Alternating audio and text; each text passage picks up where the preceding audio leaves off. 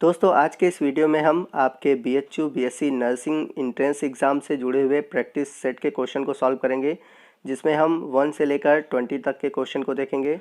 और यहाँ पर मैं हर एक क्वेश्चन को एक्सप्लेन करते चलूँगा और क्वेश्चन से जुड़े हुए और भी जो टॉपिक हैं या उनसे जो और भी क्वेश्चन पूछे जाते हैं उनको भी एक्सप्लेन करूँगा। तो आप क्वेश्चन को सॉल्व करिए और देखिए कि आपकी प्रिपरेशन कैसे चल रही है।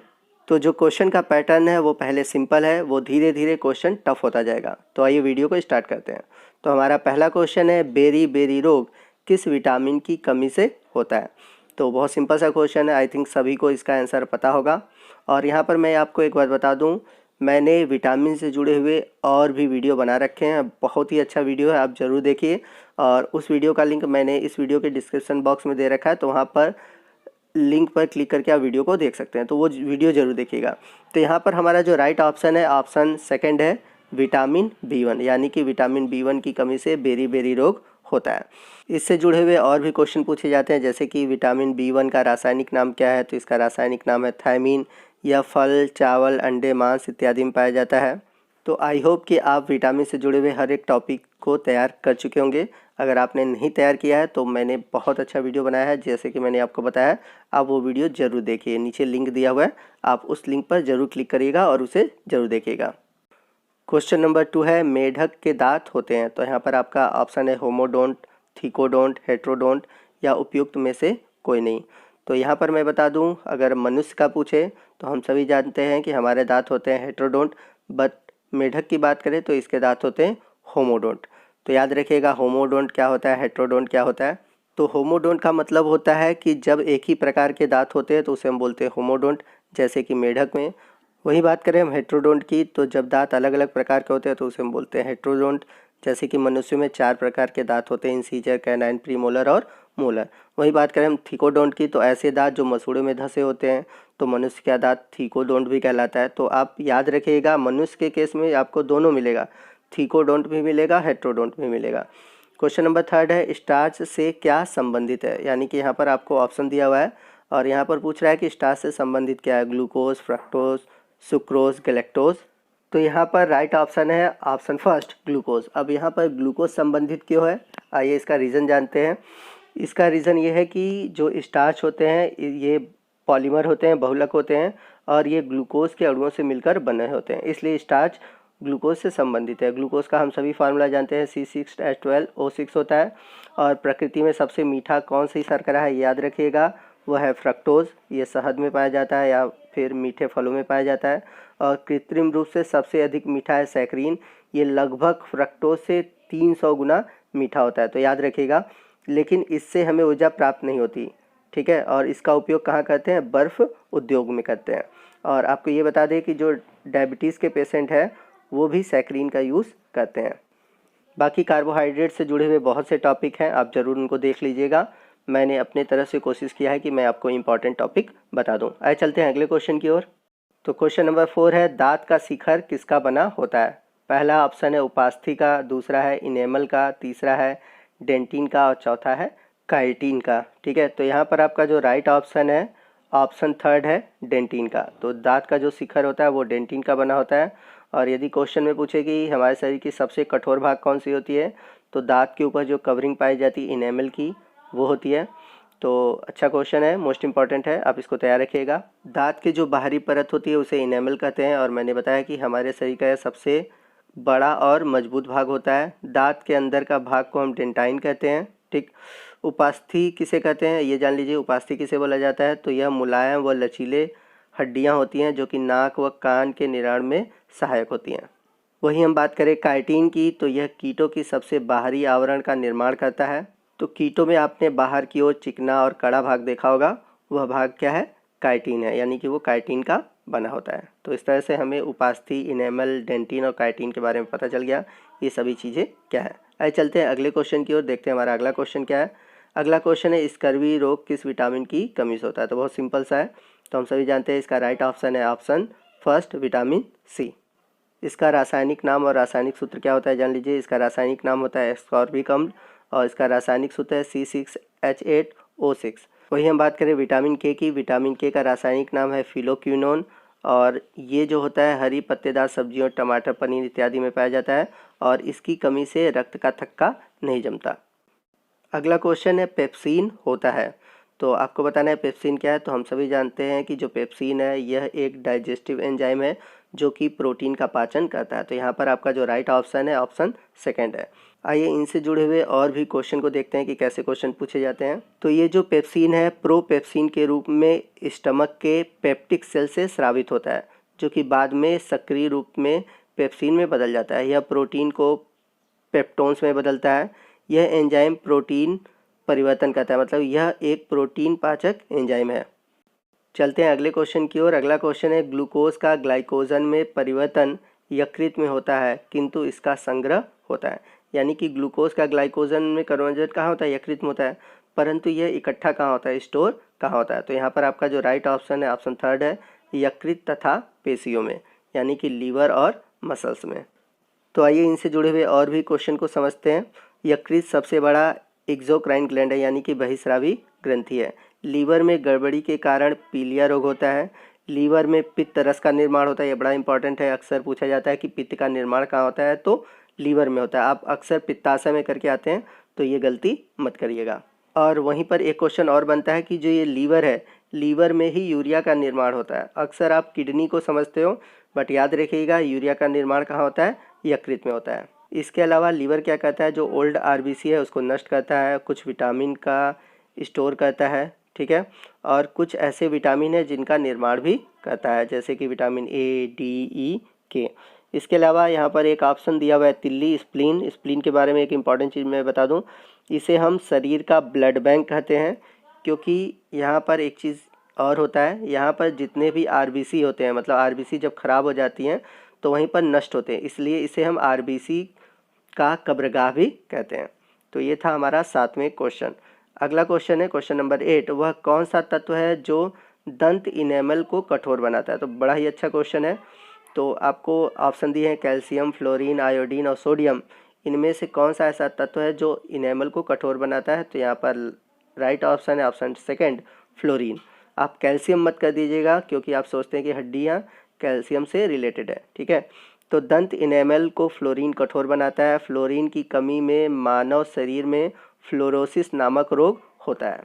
वहीं हम बात करें कैल्शियम की, तो कैल्शियम दांत में calcium phosphate, calcium carbonate, calcium fluoride इत्यादि के रूप में पाया जाता है। मनुष्य के दांत एवं हड्डी में कैल्शियम की मात्रा अधिक होती है। यहाँ पर ऑप्शन आयोडीन भी है, तो आयोडीन से जुड़े हुए कुछ इंपॉर्टेंट चीज़ें जान लेते हैं।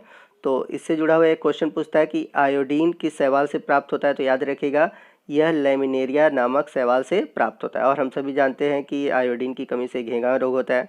वही बात करें हम सोडियम की, तो पेशियों में संकुचन में सहायता करता है और तंत्रिका तंतुओं में आवेगों का संचलन करता है। चलते हैं अगले क्वेश्चन की। क्वेश्चन नंबर 9 है पित्त का मुख्य कार्य, यानी कि जो बाइल जूस होती है उसका मुख्य कार्य क्या है। आपके ऑप्शन है, पहला है वसा का एंजाइम द्वारा पाचन, दूसरा है उत्सर्जी पदार्थों का निवारण, तीसरा है प्रोटीन के पाचन का नियंत्रण, और लास्ट है पाचन तथा शोषण हेतु वसा का इमल्सन करना। तो आपका यही ऑप्शन जो है सही है, यह इमल्सिफिकेशन करता है वसा का, ठीक है। और याद रखिएगा जो पित्त है कोई भी पाचन नहीं करता, यानी कि ये पाचन में कोई सहायता नहीं करता। क्वेश्चन नंबर 10 है जनन क्षमता में कमी होती है। तो बहुत सिंपल सा है क्वेश्चन। तो विटामिन ई की कमी से जनन क्षमता में कमी होती है। और यहाँ पर मैं आपको एक ट्रिक बता देता हूँ उसका रासायनिक नाम याद करने का, क्योंकि विटामिन ए का रासायनिक नाम भी पूछता है। तो विटामिन ई का रासायनिक नाम है टोकोफेरॉल। अब आप इसे कैसे याद करोगे मैं बता दे रहा हूँ। मतलब जिसको बच्चा नहीं होगा तो लोग क्या कहते हैं, टोकते हैं, होता है ना। जब किसी को संतान नहीं होती है तो लोग क्या कहते हैं, टोकते हैं। तो उससे आप याद रखिएगा टोकोफेरॉल। आई होप कि आपको ट्रिक अच्छा लगा होगा। तो ट्रिक आपको कैसा लगा आप कमेंट करके ज़रूर बताइएगा। आइए चलते हैं अगले क्वेश्चन की ओर। क्वेश्चन नंबर 11 है विटामिन की खोज की, यानी कि विटामिन की खोज किसने किया था। तो यहाँ पर आपका जो राइट ऑप्शन है ऑप्शन सेकंड है, फंक ने। आप इसे कैसे याद रखेंगे, आपने एक मूवी देखी होगी फुंक, आई थिंक देखा होगा। तो इससे आप याद कर सकते हैं विटामिन की खोज किसने की थी, फुंक ने। क्वेश्चन नंबर 12 है डीएनए में होता है, यानी कि डीएनए में क्या क्या पाया जाता है, अमीनो एसिड, पेप्टाइड, पेप्टोन्स और न्यूक्लियोसाइड। तो बहुत सिंपल सा है। यहाँ पर जो राइट ऑप्शन है ऑप्शन 4 है न्यूक्लियोसाइड। अब न्यूक्लियोसाइड क्या होता है, न्यूक्लियोटाइड क्या होता है, आई होप सभी लोग जानते होंगे। अगर आप नहीं जानते तो मैं आपको बता देता हूँ और याद रखिएगा। तो डीएनए जो होता है या फिर आरएनए होता है वो 3 चीज़ों से मिलकर बना होता है। किन 3 चीज़ों से मिलकर बना होता है? पंच कार्बनी शर्करा, नाइट्रोजनी समक्षार यानी कि प्यूरिन और पिरिमिडीन, जिसमें आते हैं आपके एडनिन, ग्वानिन, थायमिन, साइटोसिन, ठीक है। और उसके अलावा है फॉस्फेट ग्रुप। तो न्यूक्लियोसाइड की हम बात करें तो जब डीएनए में, ठीक है, जब पेंटोज शुगर और नाइट्रोजनस समक्षार जुड़ते हैं तो उसको हम बोलते हैं न्यूक्लियोसाइड। और जब तीनों जुड़ जाए यानी कि पेंटोज शुगर, नाइट्रोजनी समक्षार और फॉस्फेट ग्रुप जुड़ जाते हैं तो उसे हम बोलते हैं न्यूक्लियोटाइड। तो याद रखिएगा अनेक न्यूक्लियोटाइड के मिलने से डीएनए बनता है, इसीलिए डीएनए को हम पॉलीन्यूक्लियोटाइड भी कहते हैं। अगला क्वेश्चन है कौन सा कार्बोहाइड्रेट मोनोसैकेराइड है। तो आपने मोनोसैकेराइड, ओलिगोसैकेराइड और पॉलीसैकेराइड ये कार्बोहाइड्रेट के प्रकार पढ़े होंगे। अगर आपने नहीं पढ़ा है तो उसको ज़रूर पढ़ लीजिए। यहाँ पर पूछा हुआ है कि इनमें से कौन सा मोनोसैकेराइड है। तो आपका जो राइट ऑप्शन है यहाँ पर ऑप्शन सेकेंड है ग्लूकोज एवं फ्रक्टोज। तो मोनोसैकेराइड क्या होते हैं, जिनमें कार्बन की संख्या 3 से लेकर 7 तक होती है, ठीक है ना। तो यहाँ पर ग्लूकोज की बात करें, फ्रक्टोज की बात करें तो इसमें कार्बन की संख्या क्या होती है, C6H12O6 होती है। दोनों का फार्मूला सेम है, बट यहाँ पर बस अंतर यह है कि ग्लूकोज में एल्डिहाइड ग्रुप पाया जाता है और फ्रक्टोज में कीटोन ग्रुप पाया जाता है। वहीं ओलिगोसैकेराइड में आप पढ़ेंगे तो डाइसैकेराइड आपको मिलेगा, ट्राइसैकेराइड मिलेगा, टेट्रासैकेराइड मिलेगा। उसके अलावा है पॉलीसैकेराइड। पॉलीसैकेराइड में आप स्टार्च, ग्लाइकोजन, सेलुलोज, काइटिन इत्यादि के बारे में पढ़ते हैं। तो आप एक बार ज़रूर कार्बोहाइड्रेट से जुड़े हुए जितने भी इंपॉर्टेंट टॉपिक हैं उनको पढ़ लीजिएगा।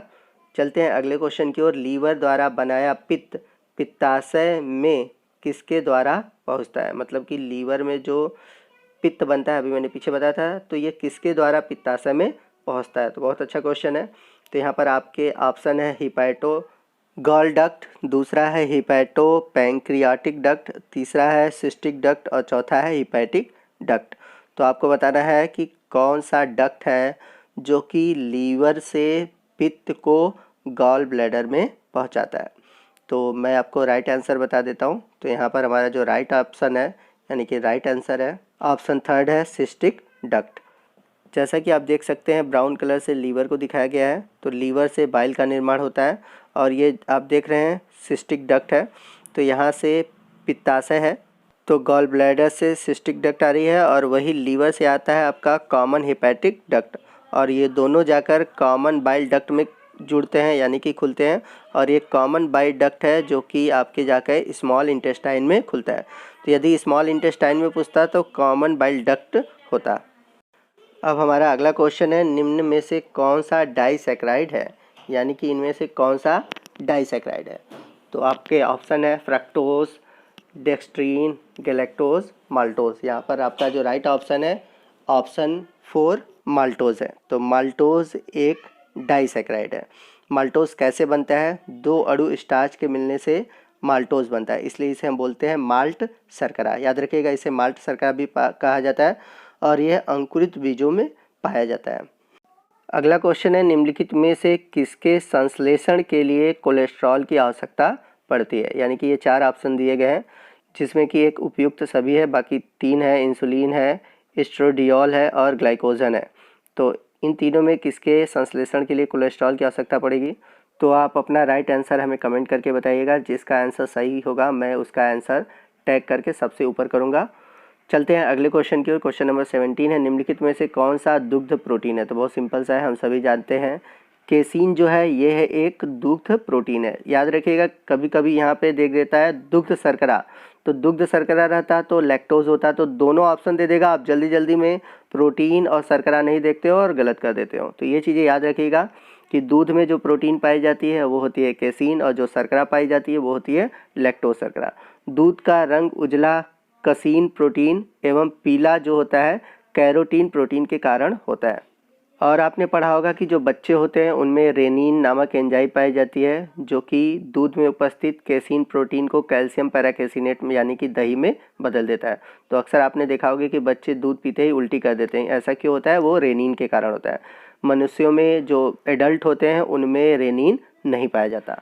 इस कारण जो एडल्ट होते हैं उनमें दूध पचने में कठिनाई होती है। अगला क्वेश्चन है, आहार नाल यानी कि एलिमेंट्री कैनाल के किस भाग में प्रोटीन का अमीनो अम्ल में निम्नीकरण यानी कि डिग्रेडेशन होता है? तो ऑप्शन है छोटी आंत, कोलन, स्टोक्स यानी कि उदर, और लास्ट है सीकम। तो इनमें से किस पार्ट में आपके जो प्रोटीन है उनका अमीनो अम्ल में निम्नीकरण होता है? तो आपका राइट ऑप्शन है ऑप्शन फर्स्ट, छोटी आंत में। आइए चलते हैं अगले क्वेश्चन की ओर, देखते हैं हमारा अगला क्वेश्चन क्या है। किस विटामिन को हार्मोन्स भी कहते हैं? तो बहुत ही अच्छा क्वेश्चन है। तो आपको बताना है कि कौन सा ऐसा विटामिन है जिसे हम हार्मोन्स भी कहते हैं। तो इसका राइट ऑप्शन है ऑप्शन थर्ड, विटामिन डी, यानी कि विटामिन डी को हम हार्मोन्स भी कहते हैं। आइए चलते हैं अगले क्वेश्चन की ओर, जो कि हमारा लास्ट क्वेश्चन है, क्योंकि मैंने बोला था कि हम 1 से लेकर 20 तक के क्वेश्चन को सॉल्व करेंगे। तो हमारा जो लास्ट क्वेश्चन है, रेनिन का स्रावण करने वाला अंग है, यानी कि रेनिन का स्रावण किससे होता है? तो बहुत सिंपल सा है, आई होप सबको पता होगा। तो हमारा जो राइट ऑप्शन है ऑप्शन सेकंड है, आमाशय यानी कि स्टमक। तो स्टमक से रेनिन स्रावित होता है। ये सिर्फ बच्चों में होता है, जो एडल्ट होते हैं उनमें रेनिन का स्रावण नहीं होता। तो याद रखिएगा, यहाँ पर जो राइट ऑप्शन है ऑप्शन सेकंड है। तो दोस्तों, आपको वीडियो कैसा लगा आप हमें कमेंट करके ज़रूर बताइएगा। वीडियो अच्छा लगा हो तो वीडियो को ज़रूर लाइक कीजिएगा और अपने दोस्तों में अधिक से अधिक शेयर कीजिएगा, ताकि वो भी अपने BHU BSc nursing entrance exam की तैयारी प्रॉपर तरीके से कर पाएँ। और यदि आप हमारे चैनल पर नए हैं और अभी तक आपने हमारे चैनल को सब्सक्राइब नहीं किया तो प्लीज़ हमारे चैनल को सब्सक्राइब कर लीजिए और बगल में जो बेल आइकन है उसको प्रेस कीजिए, ताकि जब भी मैं कोई नया वीडियो अपलोड करूँ तो उसका नोटिफिकेशन आपको मिलता रहे। तो मिलते हैं अगले वीडियो में अगले टॉपिक के साथ। तब तक के लिए जय हिंद, जय भारत।